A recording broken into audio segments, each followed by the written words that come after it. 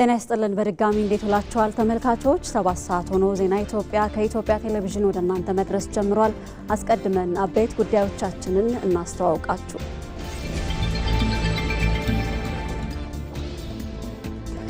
መገናኛ ብዙሃን የሀገር ግንባታ መሳሪያ መሆናቸውን የጠቅላይ ሚኒስትሩ የማህበራዊ ጉዳዮች አማካሪ መዋዘ ጥበባት ዲያቆን ዳንኤል ክብረት ገለጹ።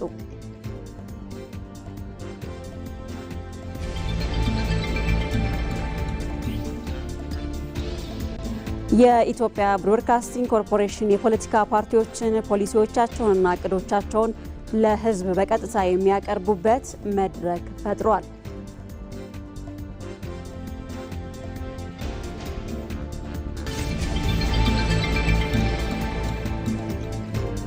በጋሞ ዞን ደጋማ አካባቢዎች የጣለውን ከፍተኛ ዝናብ ተከትሎ በደረሰው አደጋ እስከ ትላንት አመሻሽ ድረስ የ52 ሰዎች ሕይወት ማለፉ ተገለጸ።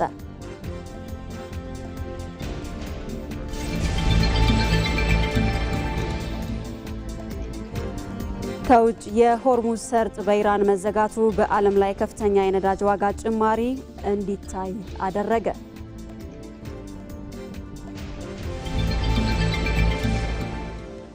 በስፖርት የአውሮፓ ሻምፒየንስ ሊግ የ16ቱ ጥሎ ማለፍ የመጀመሪያ ዙር ጨዋታዎች ትላንትም ቀጥለው ሲከናወኑ የእንግሊዝ ቡድኖች አንዳቸውም ድል አልቀናቸውም የሚሉት የሰዓቱ አበይት ጉዳዮቻችን ናቸው። ተመልካቾች ከዚህ ከዋናው ስቱዲዮ በቀጥታ ወደ እናንተ ከምናደርሳቸው ዘገባዎቻችን ባሻገር ባልደረቦቻችን በቀጥታ መስመሮቻችን ተገኝተው መረጃዎችን እያጋሩን ከኛ ጋር ቆይታ ያደርጋሉ።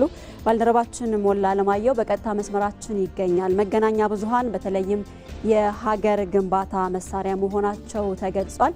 ይሄንን እውነት እየተከታተለ የሚገኘው ሞላ አለማየሁ ቆየት ብሎ መረጃዎችን የሚያጋራን ይሆናል። ከዛ በተጨማሪ ደግሞ ባልደረባችን አስረሳ ወገሼ በቀጥታ ከሐዋሳ መስመራችን ላይ ይገኛል። 7ኛው ጠቅላላ ምርጫ ኢትዮጵያ ልታከናውን በዝግጅት ላይ ትገኛለች። ይህንን በተመለከተ እዛ አካባቢ ያለውን ዝግጅት የሚነግረን ይሆናል። ከዛ ባለፈ ደግሞ የበልግ ዝናብ ጋር ተያይዞ እዚህ ስቱዲዮ እንግዳ ጋብዘን ሀሳቦችን እናነሳለን። በዚህ ሀሳብ ላይ ደግሞ ተጨማሪ መረጃ እንዲሰጡ እንግዳችንን ጋብዘናል። እንግዳችን የኢትዮጵያ ሜትሮሎጂ ኢንስቲትዩት ምክትል ዋና ዳይሬክተር የሆኑት ዶክተር አሳምነው ተሾመ ናቸው። ከእሳቸው ጋር ቆየት ብለን ኋላ ላይ የምንገናኝ ይሆናል። ዜና ኢትዮጵያን እየመራው ደግሞ ነጻነት ፍቅሩ አብሬያችሁ ቆይታ አደርጋለሁ። ቀዳሚ ወዳደረግነው ጉዳይ እናልፋለን። ጠቅላይ ሚኒስትር አብይ አህመድ በጅቡቲ የቀጠናዊ ጉዳዮች ላይ ምክክር አደረጉ።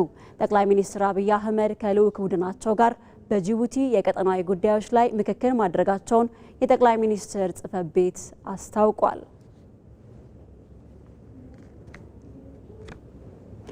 ምክትል ጠቅላይ ሚኒስትር ተመስገን ጥሩነህ የኢትዮጵያ አርቲፊሻል ኢንተለጀንስ ኢንስቲትዩት ባዘጋጀው የኢፍጣር መርሃ ግብር ላይ ከተለያዩ ከፍተኛ አመራሮች፣ የሃይማኖት አባቶች፣ የተቋሙ ሰራተኞችና ጥሪ ከተደረገላቸው የእምነቱ ተከታዮች ጋር የአብሮነት ማዕድ ተጋርተናል ብለዋል። ተመልካቾች ይህንን መርሃ ግብር በተንቀሳቃሽ ምስል ተከታትለን እንመለሳለን።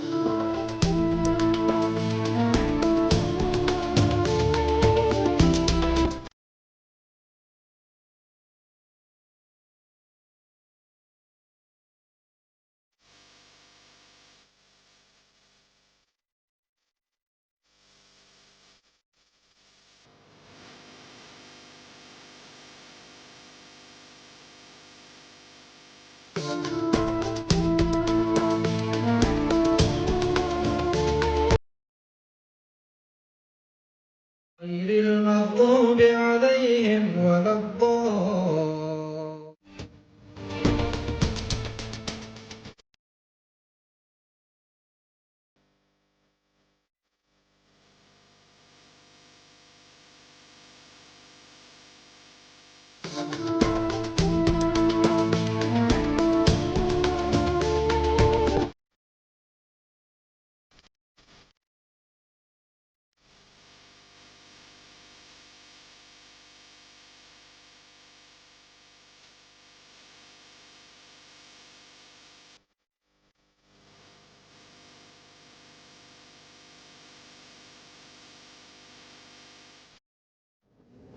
መገናኛ ብዙሃን የሀገር ግንባታ መሳሪያ መሆናቸውን የጠቅላይ ሚኒስትሩ የማህበራዊ ጉዳዮች አማካሪ መዋዘ ጥበባት ዲያቆን ዳንኤል ክብረት ገለጹ።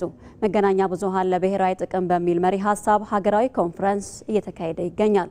ከለውጥ ወዲህ የኢትዮጵያን ብሔራዊ ጥቅም ማስጠበቅ፣ ህብረ ብሔራዊ አንድነትን ማጽናት፣ የወል ትርክት ግንባታና የብልጽግና ሀሳቤን ማስረጽ ላይ ትኩረት ተደርጎ እየተሰራ መሆኑን የጠቅላይ ሚኒስትሩ የማህበራዊ ጉዳዮች አማካሪው አስረድተዋል። መገናኛ ብዙሃን ሀሳብን ለመግለጽ ብቻ አይደለም የሚቋቋሙት፣ ይልቁንም የሀገር ግንባታ መሳሪያ መሆናቸውንም ተናግረዋል።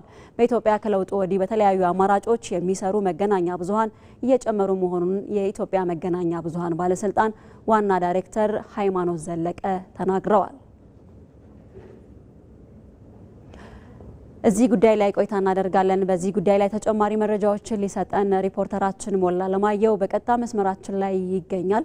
ሞላ እንዴት ውለሃል? በተለይ መገናኛ ብዙሃን ለብሔራዊ ጥቅም ያላቸው ሚና በዚህ መድረክ ላይ ምንድን ነው ተባለ የሚሉትን መረጃዎች ብታጋራን። መልካም ነጻነት። በዛሬው ዕለት በአዲስ አበባ እየተከናወነ የሚገኘው መገናኛ ብዙሃን ለብሔራዊ ጥቅም በሚል መሪ ሀሳብ ነው ሀገራዊ ኮንፈረንስ እየተካሄደ የሚገኘው። የኢትዮጵያ መገናኛ ብዙሃን ባለስልጣን ያዘጋጀው ሲሆን የተለያዩ ባለድርሻ አካላት፣ መገናኛ ብዙሃን አመራሮች፣ ባለሙያዎችና ከመገናኛ ብዙሃን ላይ ጥናት የሚያደርጉ እንዲሁም ከፍተኛ ትምህርት ተቋማት ተገኝተዋል። ከዚህ መድረክ ላይ የተገኙት ጠቅላይ ሚኒስትሩ የማህበራዊ ጉዳዮች አማካሪ መዋዘ ጥበባት ዲያቆን ዳንኤል ክብረት መገናኛ ብዙሃን የሀሳብ ነጻነት መግለጫ ብቻ ሳይሆኑ ለሀገር ግንባታ ከፍተኛ አስተዋጽኦ እንዳላቸው ተናግረዋል። ሀገር የሚገነባው በመገናኛ ብዙሃን ጭምር ነው። መገናኛ ብዙሃን ደግሞ በዚህ ረገድ ከፍተኛ አስተዋጽኦና ሚና ስላላቸው መገናኛ ብዙሃን ለብሔራዊ ጥቅም መከበር መስራት እንዳለባቸው አጽንኦት ሰጥተው ገልጸዋል።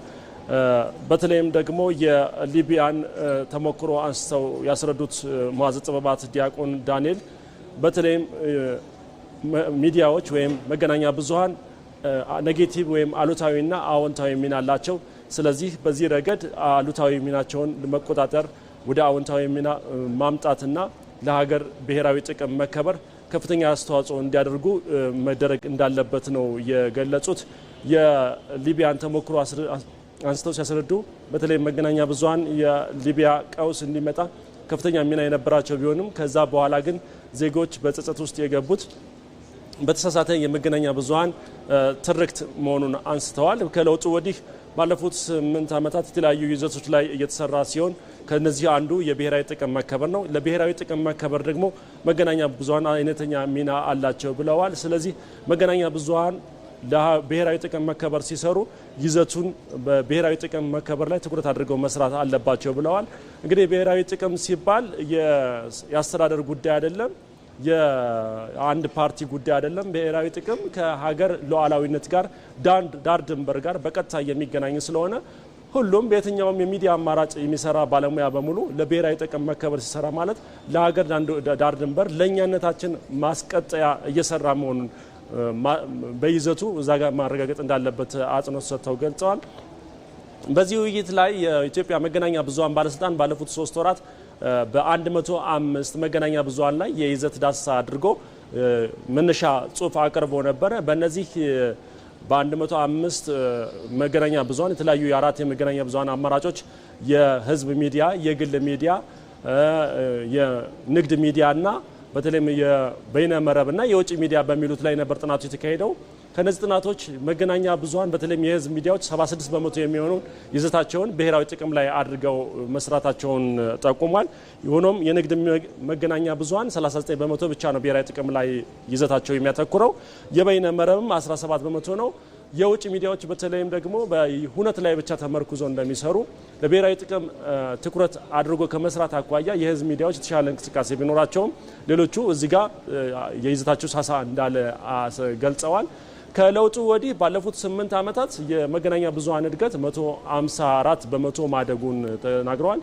የብሔራዊ ጥቅም መከበር ላይ ይዘታቸውን ትኩረት አድርገው ከመስራት አኳያ ሰፊ ድጋፍ እያደረገ መሆኑን የባለስልጣኑ ዋና ዳይሬክተር ወይዘሮ ሃይማኖት ዘለቀ ገልጸዋል። እርምጃ ከመውሰድ ይልቅ የመገናኛ ብዙሃንን የመደገፍ የማብቃት ስራ እየሰሩ መሆኑንም ተናግረዋል። በዚህ ረገድ በቅርቡ የተቋቋሙና ወደ ስራ የገባው የልዕቀት ማዕከል እንደሚጠቀስ ገልጸዋል። የተለያዩ የመገናኛ ብዙሃን ባለድርሻ አካላት በአሁኑ ሰዓት ውይይት እያደረጉ ይገኛል። ለአሁን ያለኝ መረጃ ይህን ይመስላል። ሞላ ለማየው ስለ መረጃዎች እናመሰግናለን።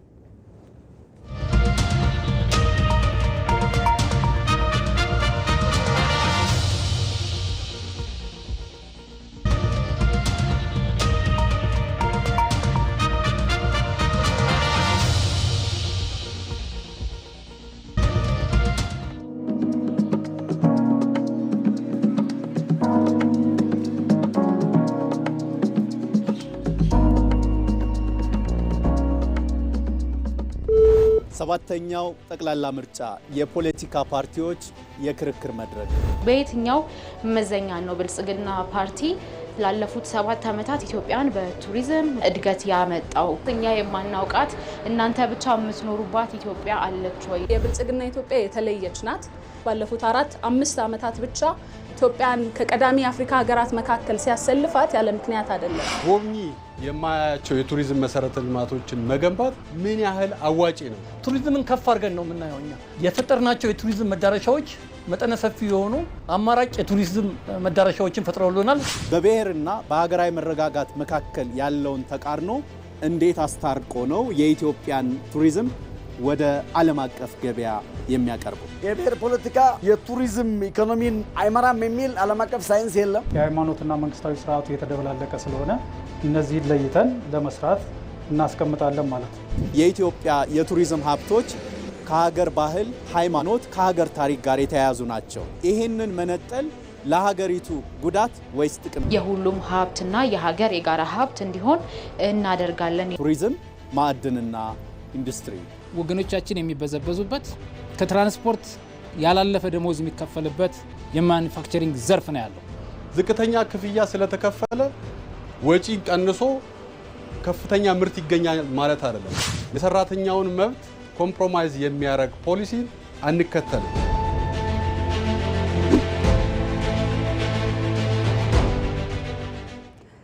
ምርጫን ወደ ተመለከቱ ዘገባዎቻችን እናልፋለን።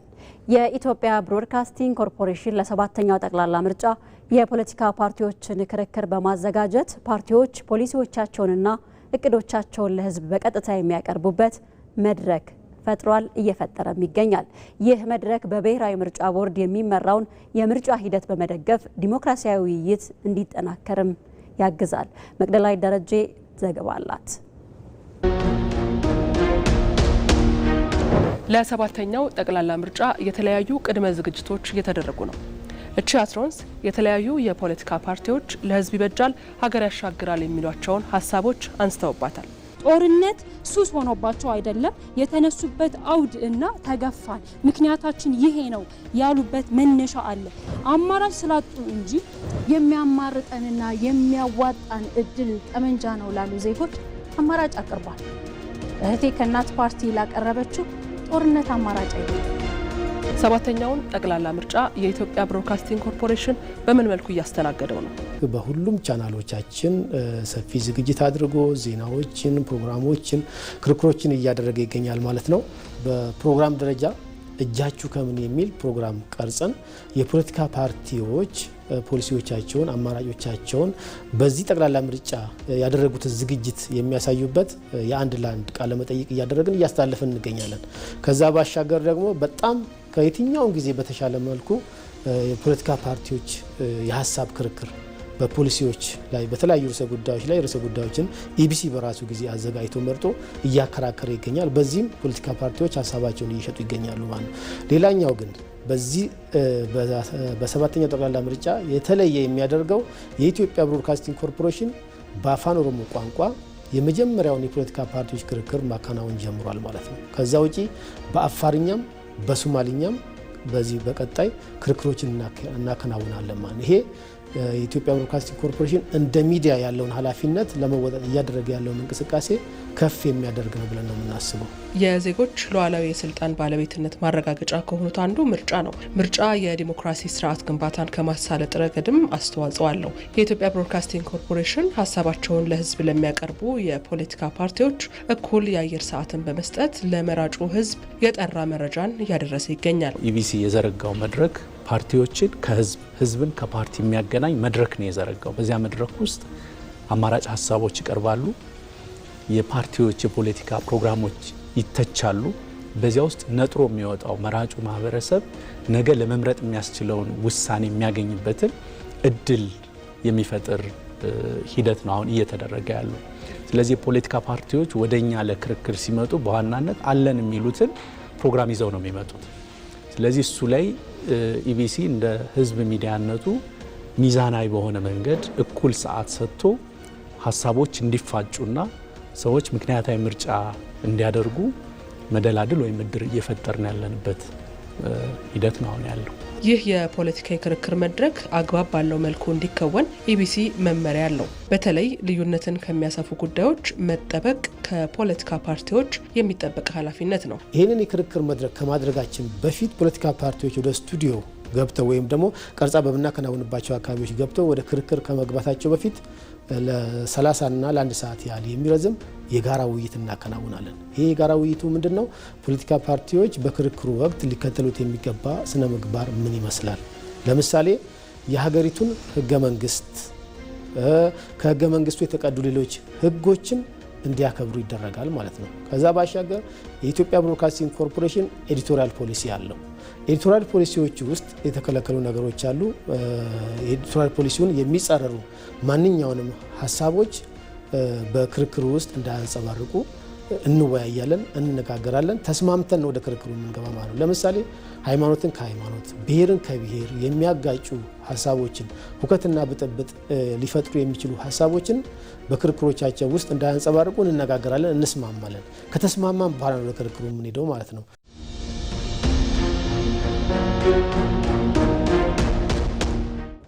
የሃይማኖት ተቋማት ለሀገር ግንባታ ያላቸው ሚና አጠናክረው እንዲቀጥሉ የሲዳማ ክልል ርዕሰ መስተዳደር አቶ ደስታ ሌዳሞ ገለጹ። በመንግስትና በሃይማኖት መካከል ያለውን ግንኙነት በተመለከተ በሲዳማ ክልል ሰላምና ጸጥታ ቢሮ የተዘጋጀ የውይይት መድረክ በሐዋሳ ከተማ እየተካሄደ ይገኛል። የሃይማኖት ተቋማት በስነ ምግባር የታነጸ ትውልድ በመቅረጽ ለጠንካራ ሀገረ መንግስት ግንባታ መሰረት በመሆናቸው ለዘላቂ ሰላምና እድገትም በትብብር መስራት እንዳለባቸው ተጠቁሟል። እዚህ ጉዳይ ላይ ቆይታ እናደርጋለን። በዚህ ጉዳይ ላይ ተጨማሪ መረጃ ሊያደርሰን ሪፖርተራችን አስረሳ ወገሼ በቀጥታ መስመራችን ከሐዋሳ ይገኛል። አስረሳው እንዴት ውለሃል? የሃይማኖት ተቋማት በተለይ ለሀገር ሰላምና ለልማት ያላቸው ሚና ምንድን ነው ተባለ? ከዛ ባለፈ ደግሞ ከፊታችን የሚደረገው 7ኛው ጠቅላላ ምርጫ አለና ይህ ምርጫ ሰላማዊ ሆኖ እንዲጠናቀቅ ምን ሊሰራ ይገባል ተባለ የሚሉ መረጃዎችህን ብታጋራ።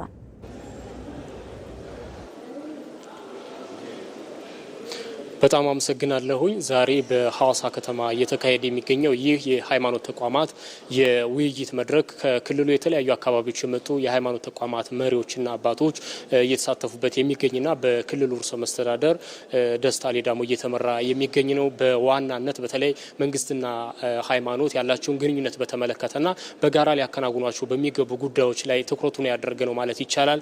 መድረኩን እየመሩ የሚገኙት የክልሉ ርዕሰ መስተዳደር ደስታ ሌዳሞ በተለይ የመደመር መንግስት በሃይማኖትና በመንግስት መካከል ያለውን ልዩነት መስመሩን የሚጠብቅ ነገር ግን ደግሞ ሃይማኖቶች ሁሉ እኩል መሆናቸውና ተከባብሮ እንዲኖሩ የእርስ በርስ ግንኙነታቸው የተጠናከረ እንዲሆን የሚፈቅድና የሚሰራ መሆኑን አንስተዋል። በተለይ መንግስትና ሃይማኖት የተለያዩ ናቸው ይባል እንጂ አንድ የሚያደርጋቸው በተለይ የሀገር ግንባታ ጉዳይ ትልቁ መሰረት ነው። ስለ ሰላም፣ ስለ ልማት በሚያተኩሩ ጉዳዮች ላይ ግን በትብብር በጋራ መቆም እንዳለባቸው ተነስቷል ማለት ነው።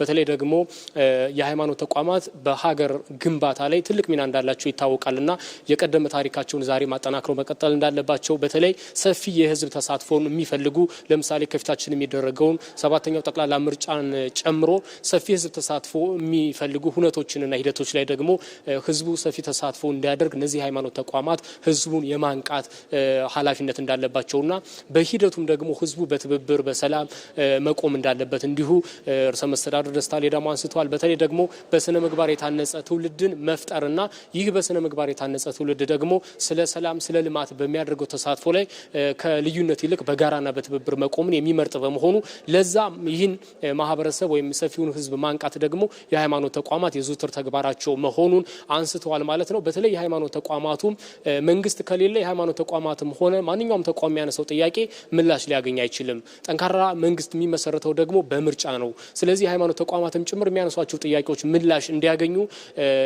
ምርጫ መሰረታዊ ጉዳይ በመሆኑ ከፊት ለፊታችን ግንቦት ወር ላይ በሚካሄደው 7ኛው ጠቅላላ ምርጫ ላይ ህዝቡ በንቃት መሳተፍ እንዳለበትና የሚፈልገውን ፓርቲ ሊመርጥ ይችላል። ነገር ግን ደግሞ ጠንካራ መንግስት እንዲመሰረት የህዝቡ ተሳትፎ እጅግ አስገዳጅ በመሆኑ በዛ ምርጫ ላይ በንቃት መሳተፍ እንዳለበት እንዲሁ በሂደቱ ላይም እንደዚሁ ምርጫው ሰላማዊና ፍትሃዊ ሆኖ እንዲጠናቀቅ ለምእመኑ ግንዛቤ ማስጨበጥና በሂደቱ ላይ ንቁ ተሳትፎ እንዲያደርግም ጭምር የሃይማኖት አባቶቹ በንቃት በየአካባቢያቸው በተለይ ሰፊ የማህበረሰብ ክፍልንም የምንደርስ በመሆናችን እዛ ላይ ንቁ ተሳትፎ እናደርጋለን። ምእመኑም እኛን የሚሰማ በመሆኑ ለሂደቱ ሰላማዊነትና ፍትሃዊነት የራሱን አስተዋጽኦ እንዲያበረክትና የዜግነት ግዴታውን ጭምር እንዲወጣ ኃላፊነታችን እንወጣለን በሚል ሀሳባቸውን ያነሱበት ነበር። የውይይት መድረኩ አሁንም እየተካሄደ ነው የሚገኘው። ነጻነት አስረሳው ስለ መረጃዎች እናመሰግናለን።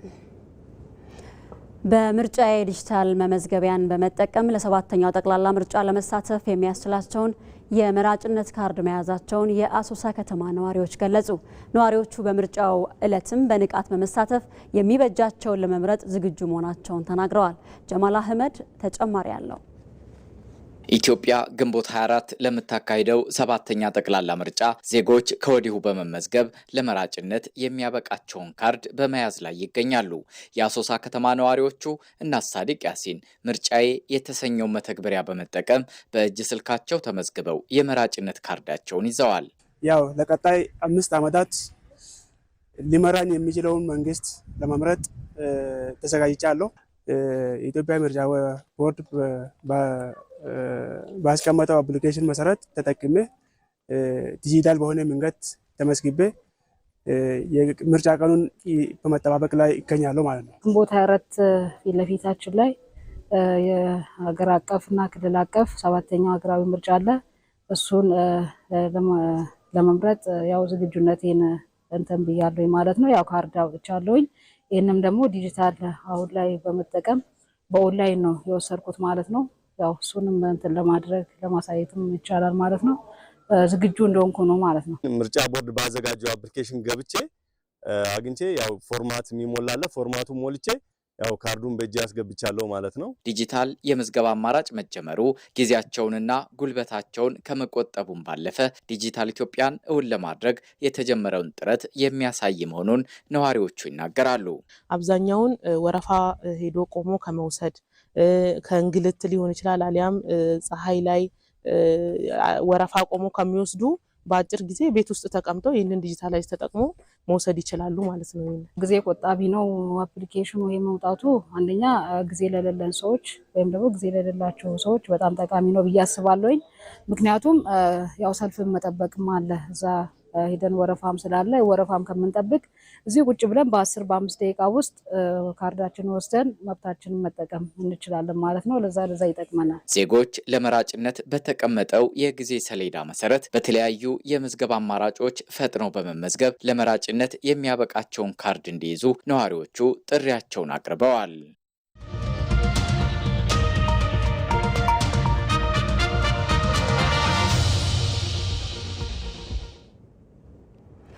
ከኢትዮጵያ ቴሌቪዥን የሚተላለፍላችሁን ዜና ኢትዮጵያ የተከታተላችሁ ትገኛላችሁ ተመልካቾች። ወደ ሌሎች ዜናዎች እናልፋለን። በጋሞ ዞን ደጋማ አካባቢዎች የጣለው ከፍተኛ ዝናብ ተከትሎ በደረሰው የናዳ አደጋ እስከ ትላንት አመሻሽ ድረስ የ52 ሰዎች ሕይወት ማለፉ ተገለጸ። በደረሰው የናዳ አደጋ የተጎዱ ሰዎችን ለመደገፍ ሰብአዊ ስራዎች ቅድሚያ ተሰጥቷቸው ሊሰሩ እንደሚገባ ርዕሰ መስተዳደሩ ጥላሁን ከበደ ተናግረዋል። የክልሉ አደጋ ስጋት ስራ አመራር ምክር ቤት በደረሰው ድንገተኛ የተፈጥሮ አደጋ ዙሪያም አስቸኳይ ውይይት አድርጓል። ርዕሰ መስተዳደሩ በዚህ ወቅት እንደተናገሩት ለሰብአዊ ስራዎች ቅድሚያ በመስጠት የተጎዱ ሰዎችን የመደገፍና አስከሬን የማፈላለግ ስራ ቅድሚያ ሊሰጠው ይገባልም ብለዋል። ለአስቸኳይ ጊዜ የአደጋ ምላሽ ስራዎች የሚያስፈልገውን አብይና ንዑስ ኮሚቴ በማደራጀት በአጭር ጊዜ ውስጥ ወደ ቀድሞ ማህበራዊ ህይወት ለመመለስ የሚያስችል ስራ በቅንጅት መስራት ያስፈልጋል ሲሉ አሳስበዋል። በደረሰው ጉዳት ዙሪያ ማብራሪያ የሰጡት የጋሞ ዞን ዋና አስተዳዳሪ ዶክተር ደምስ አድማሱ በአደጋው እስከ ትላንት አመሻሽ ድረስ የ52 ሰዎች ህይወት ማለፉን አብራርተዋል። በምክር ቤቱ ውይይት የድንገተኛ አደጋ ስራ ምላሽ መስጫ ማዕከል ማቋቋምና ሰብአዊ ድጋፍ ወደ ስፍራው ለማድረስ የመንገድ ከፈታና ጥርጊያ ሊደረግ እንደሚገባም ተመላክቷል። የሪፖርተራችን ተመስገን ተስፋዬ ዘገባ እንደሚያመላክተው በርዕሰ መስተዳደር ጥላሁን ከበደ የተመራ ልዑክ በናዳ አደጋ ቤተሰባቸውን ያጡ የማህበረሰብ ክፍሎችን በጋጮ ባባ ወረዳ በመገኘት አጽናንተዋል።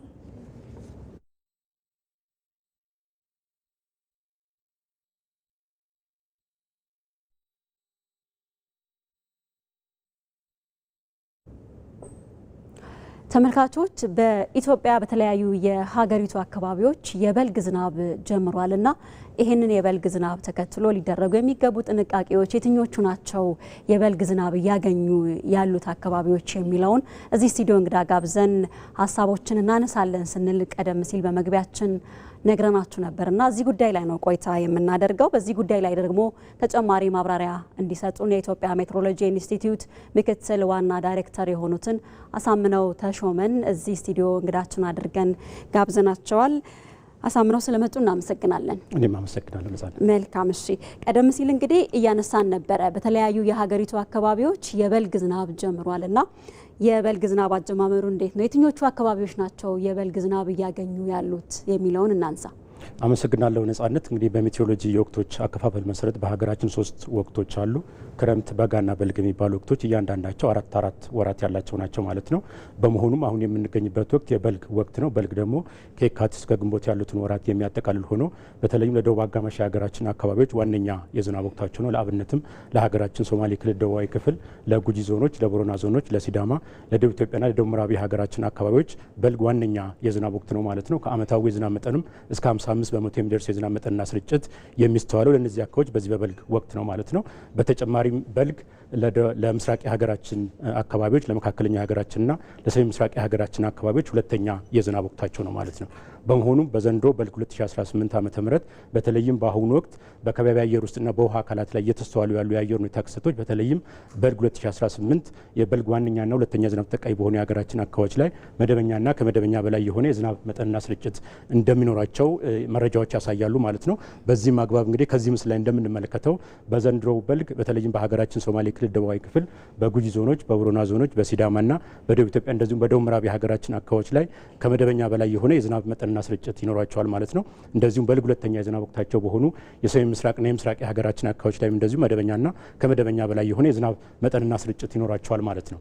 የዝናቡን አጀማመሩ እንደዚሁ በምንመለከትበት ወቅት በጥቂት የደቡብና የደቡብ ምዕራብ የሀገራችን አካባቢዎች ላይ ቀደም ብሎ የበልጉ ዝናብ ጀምሯል ማለት ነው። ለአብነትም ባለፈው በየካቲት ወር በደቡብና በደቡብ ምዕራብ የሀገራችን አካባቢዎች ላይ ከቀላል እስከ ከባድ መጠን ያለው ዝናብ ተመዝግቧል ማለት ነው። በተለይም በየካቲት ወር እስከ 13 በሚደርሱ የሀገራችን አካባቢዎች ላይ በ24 ሰዓት ውስጥ እስከ 35 ሚሊ ሜትር ከባድ መጠን ያለው ዝናብ ተመዝግቧል ማለት ነው። በተመሳሳይ ባለፉት 10 ቀናት በተለያዩ የሀገራችን አካባቢዎች ላይ ወይንም በልግ ዋነኛና ሁለተኛ ዝናብ ወቅታቸው በሆኑ የሀገራችን አካባቢዎች ላይ ብዙ ቦታዎቻቸውን የሸፈነ ወይም ደግሞ ያዳረሰ ዝናብ ተመዝግቧል ማለት ነው። እንግዲህ እስከዛሬው ድረስ እንግዲህ 30 በሚደርሱ የሀገራችን አካባቢዎች በ24 ሰዓት ውስጥ ከ30 ሚሊ ሜትር እስከ 80 ሚሊ ሜትር እጅግ ከባድ መጠን ያለው ዝናብ ተመዝግቧል ማለት ነው። በተለይም በዶሎመና በያቤሎ በቦረና በኮንሶና በአርባ ምንጭ በ24 ሰዓት ውስጥ ከ30 ሚሊ ሜትር እስከ 80 ሚሊ ሜትር እጅግ ከባድ መጠን ያለው ያለው ዝናብ ተመዝግቧል ማለት ነው። በአጠቃላይ በልግ ዋነኛና ሁለተኛ ዝናብ ወቅታቸው በሆኑ የሀገራችን አካባቢዎች ላይ የበልጉ ዝናብ ሙሉ በሙሉ የጀመረበት ሁኔታዎች እንዳሉ ከተለያዩ የሀገራችን አካባቢዎች የሰበሰብናቸው የሜትሮሎጂ መረጃዎች ይጠቁማሉ።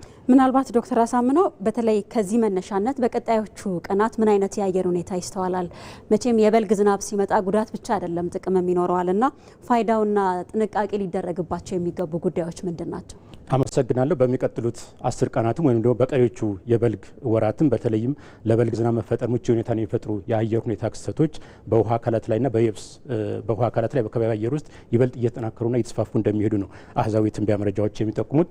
በመሆኑም እንግዲህ በልግ ዋነኛና ሁለተኛ የዝናብ ወቅታቸው በሆኑ የሀገራችን አካባቢዎች ላይ በሚቀጥሉት ቀናትም በቀሪዎቹ የበልግ ወራትም መደበኛና ከመደበኛ በላይ የሆነ የዝናብ መጠንና ስርጭት ይኖራል ማለት ነው። በመሆኑም ከዚህ ምስል ላይ እንደምንመለከተው እንግዲህ በተለይም አሁን ባለንበት የመጋቢት ወር አብዛኛውን የሀገራችን አካባቢዎች የሸፈነ መደበኛና ከመደበኛ በላይ የሆነ የዝናብ መጠንና ስርጭት እንደሚኖር ያሳያል ማለት ነው። ከዚሁ ጋር ተያይዞ እንግዲህ በደቡብ ምስራቅ በደቡብና በደቡብ ምዕራብ የሀገራችን አካባቢዎች ላይ በተለይም በ24 ሰዓት ውስጥ ከ30 እስከ 100 ሚሊ ሜትር የመዝነብ እድሉ እጅግ ከፍተኛ እንደሆነ የትንበያ መረጃዎች ይጠቁማሉ ማለት ነው። በአጠቃላይ በሚቀጥሉት 10 ቀናትና በቀሪዎቹ የበልግ ወራትም በተለያዩ የሀገራችን አካባቢዎች ላይ መደበኛና ከመደበኛ በላይ የሆነ የዝናብ መጠንና ስርጭት ይኖራል ማለት ነው። በመሆኑም የሚኖረው የዝናብ መጠንና ስርጭት እንደዚሁ ደግሞ የሚኖረው እርጥበት በርካታ ፋይዳዎች አሉት ማለት ነው። በተለይም በአሁኑ ወቅት በተለያዩ የሀገራችን አካባቢዎች ላይ የበልግ የግብርና የስራ እንቅስቃሴዎችን ለመጀመር የማሳ ዝግጅትን ለማከናወን እጅግ ከፍተኛ ጠቀሜታ ይኖረዋል። ለአርብቶ አደሩና ለከፊል አርብቶ አደሩ ለእንስሳት የሚሆን ለሰው የመጥ ውሃን አቅርቦትን ከማሻሻል አኳያ ለእንስሳት መኖ አቅርቦትን ከማሻሻል አኳያ እጅግ ከፍተኛ ጠቀሜታ ይኖረዋል ማለት ነው።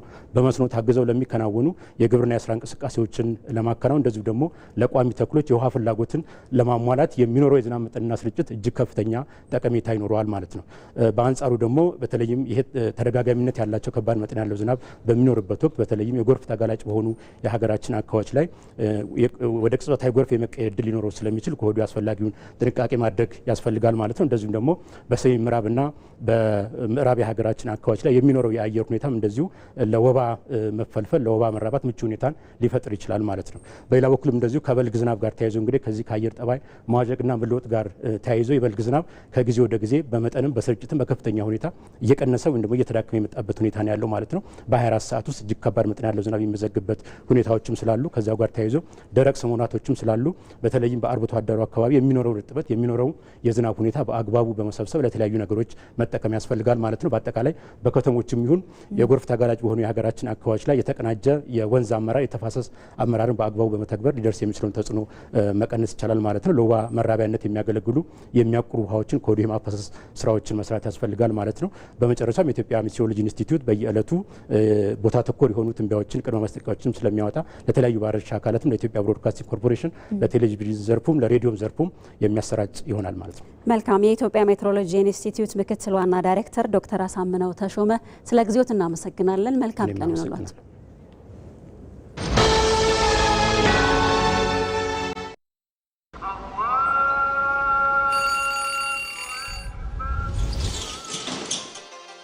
እነሆ ቸርነትና መተሳሰብ የሚጸናበት አንድ ሆነን የፈጣሪን ምሕረት የምንጠይቅበት ካለን አካፍለን አብሮነታችንን የምናጠናክርበት ልቦች የሚራሩበት እጆች የሚዘረጉበት የምንናፍቀው የረመዳን ወር መጣ።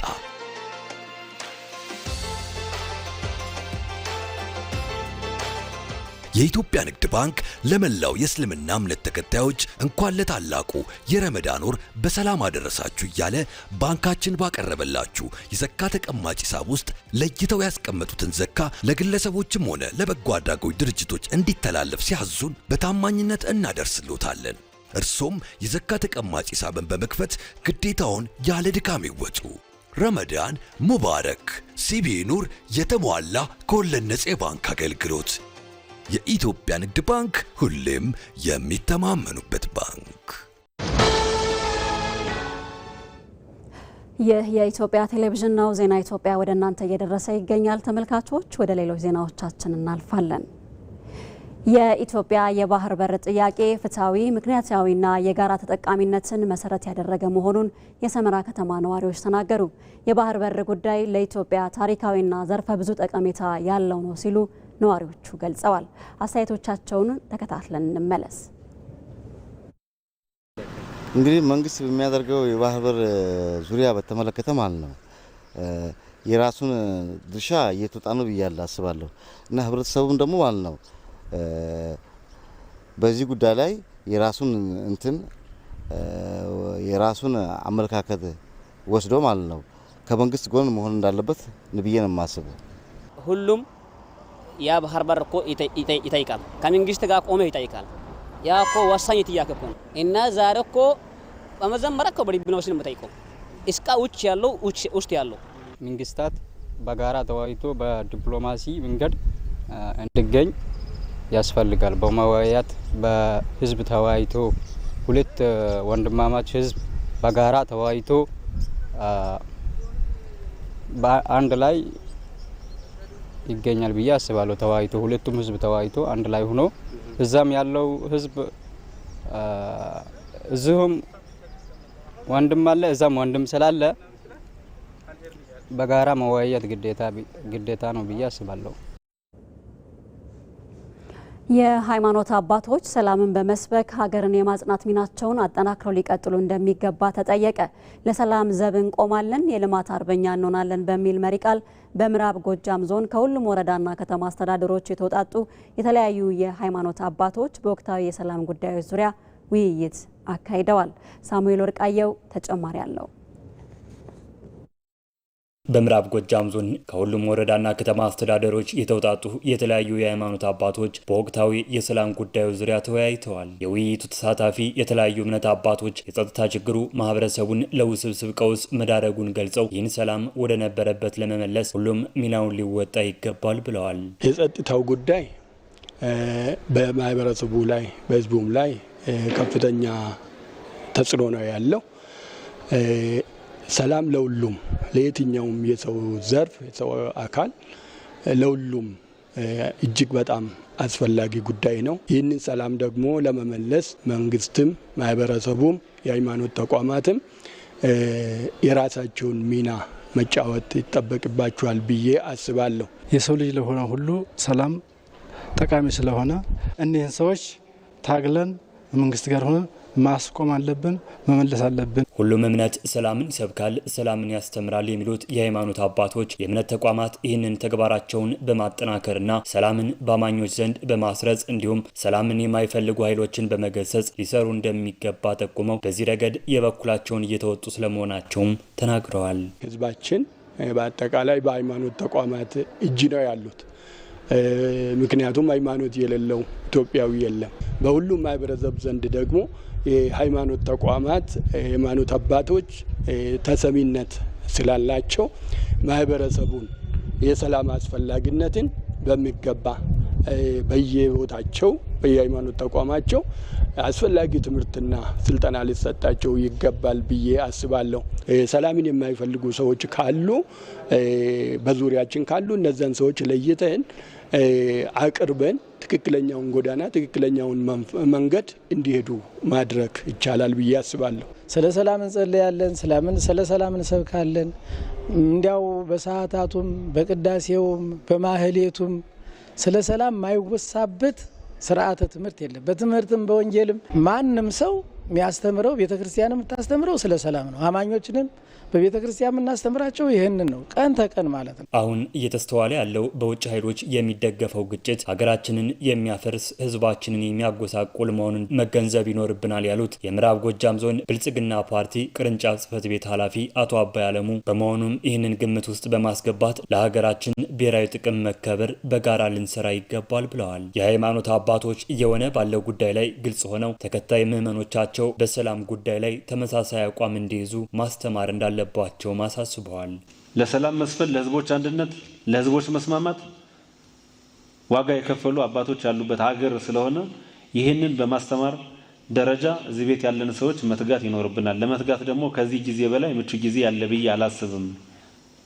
ኢትዮጵያን ከማይመጥን ህዝብ ከሚያፋጅ ከማይመጥን ጦርነት በቃ ብንለው ይህንን አስተምሮ ማስተማር አለብን። በየእምነት ተቋማችን የኢትዮጵያን ብሔራዊ ጥቅም አሳልፎ የሚሰጥ ኢትዮጵያ ታሪካዊ ግዛቶች አሳልፎ የሚሰጥ የኢትዮጵያን ህዝቦች አብሮነት የሚነጣጥልን ነገር ማራቅ አለብን የሚል ሀሳቦችን ወስደን ባለቤት ሆነን መስራት አለብን። ለሀገራችን አንድነት፣ ለሀገራችን ብሔራዊ ጥቅም በጋራ መቆም አለብን። በአማራ ክልል ለሰላም ዘብ እንቆማለን፣ የልማት አርበኛ እንሆናለን በሚል መሪ ሀሳብ የተለያዩ የህብረተሰብ ክፍሎችን በማሳተፍ እየተካሄዱ የሚገኙ ህዝባዊ ውይይቶች ተጠናክረው ቀጥለዋል። የሃይማኖቶች መከባበርና አብሮነትን ለማጠናከር ዘላቂ ሰላምን ለማስፈን አሁን ላይ በአካባቢው የታየውን ለውጥ ማጽናት ወሳኝ መሆኑን የደንቢ ዶሎ ከተማ የሃይማኖት አባቶች ተናገሩ። የረመዳን የጾም ወቅትን አስመልክቶ የኢፍጣር ስነ ስርዓት በደንቢ ዶሎ ከተማ ተካሂዷል። ኤጂያ እንጂፈታ ተጨማሪ አላት። በታሪክም ሆነ በተፈጥሮ ሀብት የበለጸገ በዓለም ገበያ የሚታወቅ ጥራት ያለው የቡና ዝርያ ዋነኛ መገኛ ነው የደንቢ ዶሎ አካባቢ። ጠቅጠቅ ባለው የተፈጥሮ ደኖች የተሸፈነ ለማርና ቅመማ ቅመም ምርት ምቹ የሆነው ይህ አካባቢ ለዓመታት ግን ከዚህ ሀብቱ እንዳይጠቀም የነበረው የጸጥታ ችግር ፈተና ሆኖበት ቆይቷል። አሁን ይህ ሁኔታ ተቀይሮ ወደ ናፈቁት ሰላማዊ እንቅስቃሴና ማህበራዊ መስተጋብር ተመልሷል። በደንቢ ዶሎ አካባቢ የተከናወነው የረመዳን ጾም የአፍጥር መርሃ ግብር ለዚህ ማሳያ ነው። በመርሃ ግብሩ ላይ የተገኙ የእስልምና ሃይማኖት አባቶች እንደገለጹት የአፍጥር መርሃ ግብሩ አንድነትን፣ ማህበራዊ ትስስርን ከማጠናከር ባለፈ ዘላቂ ሰላም እንዲረጋገጥ አስተዋጽኦ የጎላ ነው። ሀገር አንድነትና ሰላም በጋራ መቆም አስፈላጊ መሆኑን የሃይማኖት አባቶች አያይዞ ገልጸዋል። አማንቲን ጃለላኒ ቶኩማ ዳውል ትርፉ አራ አማንቲ አንድነትን ማሳየት ችለናል። ስለዚህ ፈጣሪ ምን ይላል? አንድ ሁኑ። አንድ ሁነን ተያይዘን በሃይማኖት መዋደድ የሀገራችንን አንድነት ማጠናከርም ለሀገር ልማትና ሰላም ይህ መኖሩ ትልቅ ፋይዳ ነው። መዋደዳችን ደግሞ አብሮነት መኖሩን የሀገር ሰላምን የሚያረጋግጥ ነው። በሃይማኖት ብንለያይም የሀገራችን ሰላም ማረጋገጥ አለብን። አመንታችሁን ነገኝ ይችላል ሙስሊም በድዋ ቆፈቱን ጠይኒ አመንታችሁን ሃይማኖት ማለት ሰላም ነው። ሰላም ካለ ደግሞ ልማት አለ፣ እድገት አለ። የትኛውም ሃይማኖት ማስቀደም ያለበት የሰላም ጉዳይ ነው። የቄለም ወለጋ ዞን አስተዳዳሪ ገመቹ ጉሩሜሳ ሃይማኖቶች አብሮነት በማጠናከር በጋራ ግንባታ በጋራ መቆም እንደሚገባ ተናግረዋል። የተገኘውን ሰላም ዘላቂ አድርጎ ለማስቀጠልና የአካባቢው ሀብት በአግባቡ ወደ ጥቅም የመቀየር ጉዳይ የሁሉም ኃላፊነት መሆን እንዳለበት ነው የገለጹት። ነጋ ጃላል ቶኩማ በደንቢ ዶሎ አካባቢ ሰላምና መረጋጋት እንዲረጋገጥ የሙስሊሙ ሚና ከፍተኛ ነው። ደንቢ ዶሎ ሰዎች የሚሰደዱባት ሳይሆን ሰዎች የሚመጡባት ከተማ እንደምትሆን እርግጠኛ ነኝ። ይህ የሚሆነው ታዲያ ህዝቡ ለሰላም ባለው መሻትና ወደ ፈጣሪው በሚያደርገው ጸሎት ነው። ኢትዮጵያ ብሔራዊ ጥቅሟን ለማስከበር ከአንድ ወገን ዲፕሎማሲ ይልቅ ባለብዙ ወገን ዲፕሎማሲን መርህ አድርገዋለች። በዚህ ቀጠናዊ ትስስርን በማጠናከር ከአጎራባች ሀገራት ጋር ያለው ግንኙነት ከውጥረት ወደ ትብብር እየቀየረች ትገኛለች። በመካከለኛው ምስራቅም ያላትን ታሪካዊ ግንኙነት ወደ ስትራቴጂካዊና ምጣኔ ሀብታዊ አጋርነት በማሸጋገር እየሰራች ትገኛለች። ለመሆኑ ኢትዮጵያ በመካከለኛው ምስራቅ ፖለቲካ ቀውስ ውስጥ ብሔራዊ ጥቅሟን አስከብራ ለመጓዝ ምን እየሰራች ትገኛለች? ሪፖርተራችን ሰናይት ብርሃኔ ከኳታር፣ ኢራንና የመን የኢትዮጵያ ልዩ መልእክተኛና ባለሙሉ ስልጣን አምባሳደር ፈይሰል አልዬ ጋር ቆይታ አድርጋለች። የመደመር እሳቤን መሰረት ያደረገው የውጭ ግንኙነታችን በተለይ ደግሞ ከኳታር ጋር ያለንን የንግድና የኢንቨስትመንት ትስስር በማሳደግ ረገድ ምን ያህል ተጨባጭ ውጤት አስገኝቷል? እንደምታውቀው ኢትዮጵያ በአፍሪካ ቀንድ ላይ ያለች ትልቅ ስፍራ የሚሰጣት ትልቅ ሀገር ነች። የአፍሪካ ቀንድ ደግሞ ከመካከለኛ ምስራቅ ሀገራቶች ጋር በተለይ ከገልፍ ሀገራቶች ጋር በጣም እጅግ የቅርርብ አለው፣ ትስስር አለው። ኳታር ከኢትዮጵያ ጋራ 31 ዓመታትን የዘለቀ የዲፕሎማሲ ግንኙነት ያላት ሀገር ነች። ዲፕሎማሲያችን በአብዛኛው በትብብርና በመከባበር እና በሁለትዮሽ ግንኙነታችን ጥሩ የሆነ እንግዲህ ሁለት አገራቶች የሚተሳሰሩት የመንግስት ለመንግስት ግንኙነት አለ። ቀጥሎ ደግሞ የህዝብ ለህዝብ ግንኙነቱ አለ። እንዲሁም የተቋም ለተቋም ግንኙነቱም ይኖራል። እነዚህ ሁሉ የትስስር የሁለትዮሽ ትስስር አመላካቾች ናቸው። ከዛ በተረፈ ደግሞ በንግድ፣ በኢኮኖሚ፣ በማህበራዊ ያሉ የልማት ትብብሮች ደግሞ የሁለቱን ሀገራቶች ግንኙነት የሚያመላክቱ ናቸው። ከዛ አኳያ ጥሩ ግንኙነት በየጊዜው እያደገ ያለ ግንኙነት ነው። ዓለም ከባለብዙ ወገን ዲፕሎማሲያዊ ግንኙነት ወደ ጥቅምና ግላዊ አሰላለፍ እየተቀየረችበት ባለ በዚህ ወቅት ኢትዮጵያ እየተከተለችው ያለው አዲሱ የዲፕሎማሲ አቅጣጫ ምን ይመስላል? እንግዲህ ገቢር ነበብ ዲፕሎማሲያዊ አቅጣጫ ነው። እንግዲህ ክቡር ጠቅላይ ሚኒስትራችን በደንብ አድርገው አስቀምጠውታል። ፕራግማቲክ ሆነን በዋናነት የራሳችንን ብሔራዊ ጥቅም መሰረት አድርገን ያንን ብሔራዊ ጥቅም የሚያስከብርልን ሁሉ ግንኙነት ማድረግ ይጠበቅብናል። ያን ስናደርግ ግን ሰላምን ማዕከል ማድረግ አለብን። የሰላማዊ ትብብር ማድረግ አለብን። ከሁሉ በላይ ከጎረቤቶቻችን ጋር ያለን ግንኙነት የበለጠ በሰጥቶ መቀበል መርህ፣ በትብብር አብሮ በማደግ መርህ ነው መቃኘት ያለበት። ያንን እስካደረግን ድረስ ኢትዮጵያ አሁን የጀመረችው የውጭ ግንኙነት ፖሊሲዋ ውጤት እያስገኘላት እንደሚሄድ ምንም ጥርጥር የለውም። አሁን ያነሳናቸው ትልልቅ ጉዳዮች ከጎረቤቶቻችን የምንፈልጋቸው ጎረቤቶቻችን ደግሞ ከኛ የሚፈልጉም አለ። ተያይዘን በመደመር ፕሪንሲፕል የመደመር ዋናው ፕሪንሲፕል እሱ ነው። ያለሽን ሌላው የሚፈልግ ጎረቤትሽን የሚፈልገውን ትሰጪዋለሽ። እንደገና ደግሞ ጎረቤትሽ ያለውን አንቺ ጋር የሌለውን ደግሞ በተራው ትወስጃለሽ ማለት ነው። የባህር በር ጥያቄ የኢትዮጵያ የሕልውና ጥያቄ መሆኑ ይታወቃል። የወደብ ጥገኝነት ደግሞ በኑሮ ውድነትና በኢኮኖሚው ላይ እያሳደረ ያለው ጫና ከፍተኛ ነው። ይህንን ለመቀነስ እየተሄደበት ያለው የዲፕሎማሲ አቅጣጫ እንዴት ይገለጻል? ኢትዮጵያ ኢኮኖሚያ በጣም እያደገ ያለ ኢኮኖሚያ ግን የአካባቢውንም አገሮች ይዞ ማደግ የሚችል ኢኮኖሚ እንደሆነ እና የባህር በር ጥያቄው ለኢትዮጵያ ብቻ ሳይሆን የአካባቢውን አቅም የበለጠ ሊያወጣ እንደሚችል በደንብ ማስገንዘብ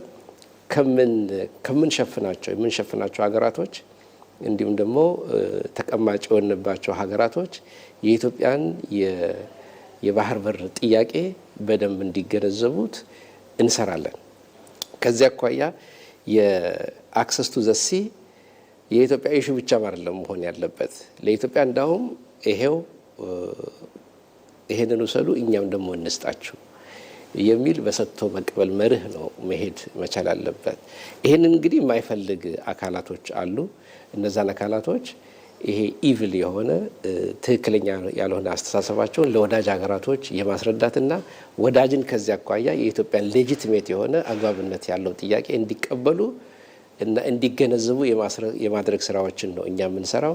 ከዛ አኳያ እኔ አሁን መወክላቸው ሀገራቶች ይህንን በደንብ የሚቀበል መንግስት እንደሆነ እሱ አውቀናል ማለት ነው።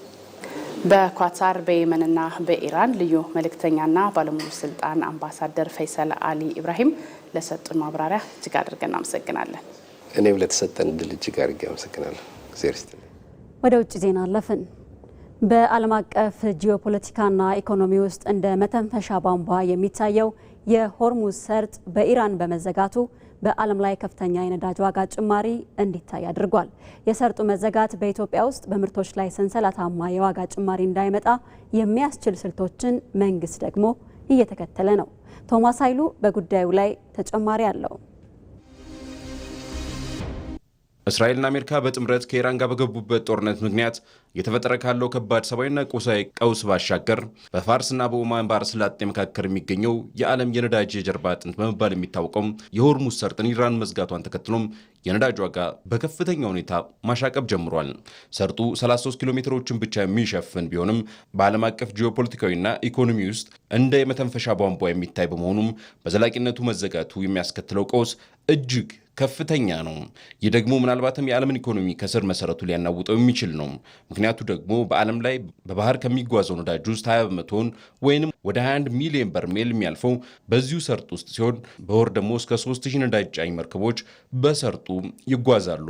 እንደ ሳውዲ አረቢያ፣ የተባበሩት አረብ ኤሚሬቶች፣ ኩዌት፣ ኢራቅና ኳታር ያሉ ግዙፍ የተፈጥሮ ጋዝ አምራች ሀገራት ምርታቸውን ለገበያ የሚያቀርቡትም ዋነኛው በር ነው። ከዓለም የተፈጥሮ ፈሳሽ ጋዝ ውስጥ ሲሶ ወይንም 1/3 በዚህ መስመር በኩል ያልፋል። ስለዚህም ኢራን ሙሉ ለሙሉ ሰርጡን ብዘጋው ወይንም ለረጅም ጊዜያት የጦርነት ቀጠናም ቢሆን የኢኮኖሚ ተንታኞች እንደሚገምቱት የአንድ በርሜል የነዳጅ ዋጋ እስከ $200 ወይንም ከዚያ በላይ ሊደርስ ይችላል። በእርግጥም ከግጭቱ በፊት የአንድ በርሜል የድፍድፍ ነዳጅ ዋጋም $69 የነበረ ሲሆን አሁን ላይ ወደ $98 አሻቅቧል። ቤንዚል ከ$75 ወደ $139፣ ነጭ ናፍታ ከ$89 $179 በመሆን ጭማሪ አሳይቷል። ስለዚህም የነዳጅ ዋጋ መጨመር የትራንስፖርትና የማምረቻ ወጪን ስለሚጨምር በዓለም ዙሪያ የምግብና የሸቀጦች ዋጋም በከፍተኛ ሁኔታ ይንራል። የዓለም አቀፍ ኩባንያዎች መረጋጋት ስለሚታወቅም የኢንቨስትመንት ፍሰቱም ይገታል። እንደ ቻይና፣ ህንድ፣ ጃፓንና ደቡብ ኮሪያ ያሉ ሀገራት ከ80% በላይ ነዳጃቸውን የሚያገኙት ከዚሁ አካባቢ በመሆኑ ቀውሱ በከፍተኛ ሁኔታ ይጎዳቸዋል። አውሮፓና አሜሪካ ምንም እንኳን የራሳቸው ምርት ቢኖራቸውም የዓለም አቀፍ የነዳጅ ዋጋ መጨመር በቀጥታ ኪሳቸውን ይነኳል። በመሆኑም የዓለም አቀፉ ኢነርጂ ኤጀንሲ አባል ሀገራት በመካከለኛው ምስራቅ በተቀሰቀሰው ቀውስ ሳቢያም የተከሰተውን የዓለም አቀፍ የነዳጅ ገበያ ለማረጋጋት 400 ሚሊዮን በርሜል ነዳጅ ከክምችታቸው ወደ ገበያ ለመልቀቅ ተስማምተዋል። በዓለም አቀፉ የኢነርጂ ኤጀንሲ አባል ሀገራት ስምምነት መሰረት በታሪክ ግዙፉን ወይም 400 ሚሊዮን በርሜል የመጠባበቂያ ነዳጅ ገበያውን ለማረጋጋት ለመልቀቅ ተስማምተናል። ግን ግልጽ መሆን ያለበት ዋናው ጠቃሚው ነገር የሆርሙዝ ሰርጥ ድጋሚ ስራ መጀመሩ ነው። 400 million barrels of oil available. የሆርሙዝ ሰርጥ መዘጋት ለኢትዮጵያ እጅግ አሳሳቢ የሚያደርገውም ቤንዚል፣ ናፍጣና የአውሮፕላን ነዳጅን በከፍተኛ ሁኔታ ኢትዮጵያ የምታስገባው ከባህረ ሰላጤው ሀገራት ማለትም ከሳውዲ አረቢያ፣ ከተባበሩት አረብ ኤምሬቶችና ከኩዌት ጋር ባላት ጥብቅ የኢኮኖሚ ትስስር ምክንያት በመሆኑም ምንም እንኳን ሰርጡ ከኢትዮጵያ ርቆ ቢገኝም በኢኮኖሚዋ ላይ የሚያስከትለው ቀጥተኛና ከባድ ተጽዕኖዎች ይኖሩታል ማለት ነው። ይህ ደግሞ በዓለም አቀፍ ደረጃም የነዳጅ ዋጋ ሲጨምር መንግስት ነዳጅን ለመግዛት የሚያወጣው የውጭ ምንዛሬ ይንራል። ይህ ደግሞ የነዳጅ ዋጋ መጨመር በኢትዮጵያ ውስጥ በሁሉም ምርቶች ላይ ሰንሰለታማ የዋጋ ጭማሪ እንዳያመጣ መንግስት ድጎማ ቢያደርጉም ተጽዕኖን ለመቋቋም መላ እንዲዘይድ አስገድዶታል። በዓለም አቀፍ ደረጃ የነዳጅ ቀውስ የተፈጠረ ያለበት ሁኔታ ነው ያለው። በሀገራችን ይህን ሁኔታ በአስተማማኝ ሁኔታ ማኔጅ ለማድረግ የአቅርቦት ሰንሰለት መቋረጥ ባጋጠመው በሆርሙዝ ሰርጥ በኩል ሊያጋጥም የሚችለውን የነዳጅ አቅርቦት ፍሰት ለመቋቋም እንዲቻል በሌሎች አማራጮች በአፋጣኝ የነዳጅ ግዢ በማድረግ በሀገራችን የሚቀርበው የነዳጅ አቅርቦት አስተማማኝነት እንዲረጋገጥ ከፍተኛ ጥረት ያለው ስራ እየተሰራ ይገኛል። ይህም ስራ ስኬታማ በሆነ መልኩ የተመራ የሚገኝበት ሁኔታ ነው ያለው። ባጭሩ የሆርሙዝ ሰርጥ መዘጋት ማለት የዓለም ኢኮኖሚ ሞተር ነዳጅ አጣ ማለት ነው። ይህ ደግሞ በሀያላን ሀገራት መካከል የጦርነት መለከት እንዲነፋ የሚያደርግ ትልቅ ቀውስ ይሆናል። በመጨረሻም ስፖርት። የአውሮፓ ቻምፒየንስ ሊግ የ16ቱ ጥሎ ማለፍ የመጀመሪያ ዙር ጨዋታዎች ትላንት ቀጥለው ሲከናወኑ የእንግሊዝ ቡድኖች አንዳቸውም ድል አልቀናቸውም። ወደ ስፔን ተጉዞ ሪያል ማድሪድን የገጠመው ማንቸስተር ሲቲና ፓርክ ዲ ፕሪንስ ላይ ፓሪስ ሴን ጀርመንን የገጠመው ቼልሲ ሽንፈት ደርሶባቸዋል። አርሰናል ቤይ አሬና ላይ ከባየር ሊቨርኩሰን ጋር አቻ ተለያይቷል። ይበልጣል ሰውነት ተጨማሪ አለው።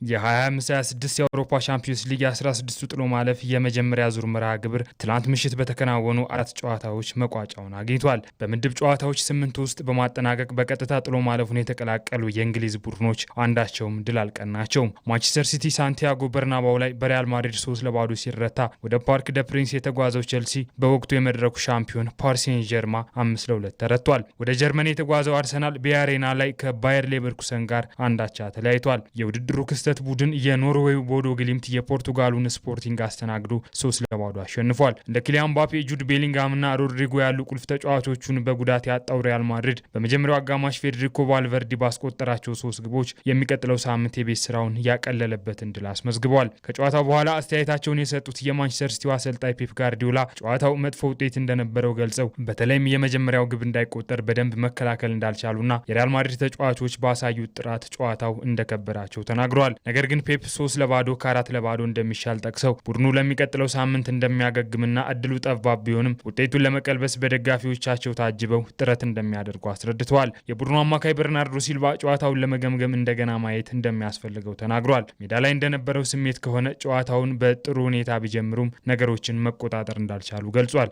የመጀመሪያው ግብ ከተቆጠረባቸው በኋላ የጨዋታ ቁጥጥሩን ሙሉ በሙሉ እንዳጡ፣ ሽግግሮችንና መልሶ ማጥቃቶችን ማቋረጥ እንዳልቻሉ፣ ይህም እንደ ሪያል ማድሪድ ካሉ ቡድኖች ጋር ሲሆን ዋጋ እንደሚያስከፍል አስረድቷል። የሪያል ማድሪዱ ተከላካይ ትሬንት አሌክሳንደር አርኖልድ ቡድኑ ግሩም አፈጻጸም እንደነበረው ገልጾ ብዙ ሰዎች ለሲቲ የማሸነፍ ቅድመ ግምት ቢሰጡም የምሽቱ ድል የማሸነፍ ስነ ልቦናቸውን እንደሚያሳይ ተናግሯል። እንግሊዛዊው የመጀመሪያውን አጋማሽ የጨዋታ እቅድ ፍጹም በሆነ መልኩ እንደፈጸሙና በቻምፒየንስ ሊግ ማንኛውንም ቡድን ማሸነፍ እንደሚችል ማሳያ ነው ብሏል። ቼልሲ ፓርክ ደ ፕሪንስ ላይ በወቅቱ ሻምፒዮን የሉዊስ ኤንሪኬ ቡድን ፓሪስ ሴን ጀርማ 5-2 ተረቶ ተመልሷል። ግብ ጠባቂው ፊሊፕ ጆርገንሰን የሰራው ስህተት ቡድኑን ለማስተካከል የሚከብድ ዋጋ አስከፍሎታል። የምዕራብ ለንደኑ ክለብ አሰልጣኝ ሊያም ሮዚነር ለግብ ጠባቂው ስህተት ሙሉ ኃላፊነት የወሰዱ ሲሆን ማንኛውም የጨዋታ ስልት የራሱ የሆነ ስጋት እንዳለው ጠቅሷል። ስህተቱ ከመከላከል ይልቅ በመመስረት የመጫወት ፍልስፍና ያመጣው አደጋ እንደሆነና ለዚህም ተጠያቂው እሳቸው እንደሆኑ አስረድተዋል። ተጫዋቾቹ ስህተት ሲፈጽሙ ከመወቃቀስ ይልቅ እርስ በርስ መደጋገፍ እንደሚያስፈልጋቸው እንዲሁም ግብ ጠባቂው ፊሊፕ ጆርገንሰን ስህተቱን አምኖ